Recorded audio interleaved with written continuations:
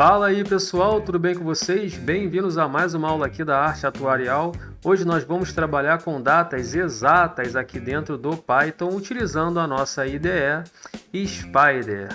Trabalhar com datas exatas aqui dentro do Python é bem interessante porque a gente pode inclusive considerar a data atual, a data de hoje. Então, se eu rodar o programa hoje, eu posso ter um resultado. Se eu rodar o programa amanhã, como é uma outra data, pode ter um resultado diferente. Então, a partir da data atual, nós podemos determinar uma ação. Caso aquela data que foi dada ali no input não tenha ocorrido ainda, e determinar uma outra ação caso aquela data já tenha acontecido, seja uma data passada. Isso pode servir para diversas funcionalidades diferentes. Por exemplo, o mais utilizado, que eu acredito seja os juros compostos.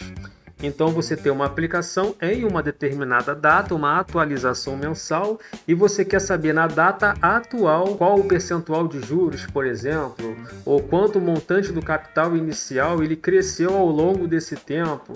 Ou mais ainda, você não quer determinar a data de hoje, você quer determinar uma data no futuro para saber quanto foi o rendimento. Você pode utilizar também. Então você pode utilizar tanto a data atual quanto qualquer outra data aí no decorrer do ano vigente.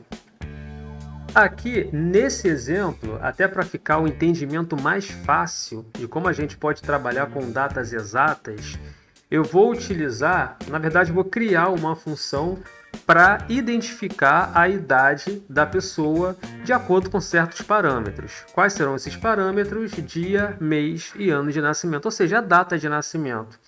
E nesse caso aqui, como a gente está trabalhando com datas exatas, eu preciso identificar se aquela pessoa já fez aniversário no ano vigente ou não.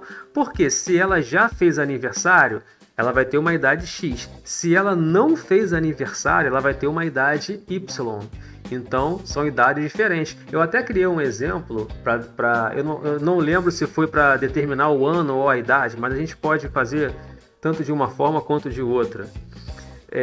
Só que eu considerei como se a pessoa já tivesse feito aniversário, porque eu não estava trabalhando com datas exatas. Nesse exemplo aqui, eu vou trabalhar com a data exata, ou seja, se a pessoa fez ou não aniversário. Vamos supor que a pessoa tenha nascido em 2000 e... Nós estamos no ano de 2023, em 2013, por exemplo. Então, se a pessoa não fez aniversário, tem 9 anos. Se a pessoa já fez aniversário, ela terá 10 anos. Isso a gente vai ver aqui na prática agora. Começando então aqui o nosso algoritmo, parando para pensar, a gente vai utilizar o programa hoje, a gente pode utilizar o programa amanhã, semana que vem, mês que vem. Então eu preciso identificar a data de hoje, eu preciso fazer com que o meu algoritmo identifique a data atual. Então para isso nós vamos importar da biblioteca datetime o módulo date, para a gente saber o dia, mês e o ano vigente. E como eu estou trabalhando com variáveis, né? Hoje vai ser um valor, amanhã vai ser um outro valor. Por exemplo, hoje é dia 24, então amanhã vai ser dia 25, depois da manhã dia 26. Então a gente está trabalhando com variáveis temporárias, por isso que eu vou chamar essa variável aqui de temp. O temp vai ser o meu date.today, ou seja, hoje, né? A data de hoje. Vou então abrir ou fechar o parênteses, porque eu vou colocar o argumento depois nas minhas próximas variáveis.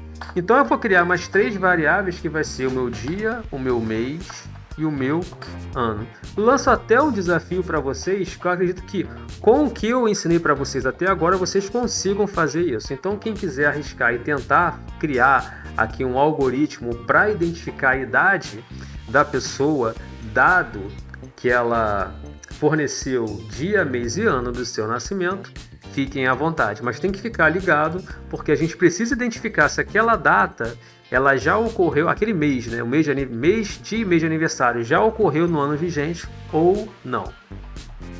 Então, para a gente saber o dia, que dia é hoje, vou utilizar o comando aspas, porque ele já captura como string, mas depois a gente vai corrigir isso. Então, vou utilizar o format e agora eu vou colocar como a gente está trabalhando com variáveis temporárias, meu temp, porque o meu temp vai ser a data de hoje. Então, temp.day, que é tudo isso daqui, ponto o day. Vou rodar tudo, porque como falei para vocês, vai me retornar aqui como string, tá vendo? 24. E eu preciso que essa captura seja no formato de número inteiro, porque eu vou utilizar operadores como maior, menor, igual, né? Já que eu preciso saber se aquela data é menor ou igual à data atual e por aí vai. Então eu vou pegar isso tudo aqui, vou dar um Ctrl X, vou colocar inteiro, vou abrir parênteses, jogar tudo para dentro do parênteses. Vou rodar só essa linha aqui novamente e percebam que aqui mudou de string para integer, que é o inteiro. Vou fazer a mesma coisa aqui para essas outras duas variáveis, só que aqui é o mês, então vai ser month, e aqui vai ser o ano, então é o year. E vou rodar, já rodei o dia, né? Então vou rodar só agora o mês e o ano. E aqui está o 2023, 24 e 2 do tipo inteiro. Então isso daqui é muito importante para que a gente possa trabalhar com lógica condicional. A captura precisa ser do tipo inteiro, porque eu vou trabalhar com operadores, maior, menor, igual, maior ou igual e por aí vai. Beleza?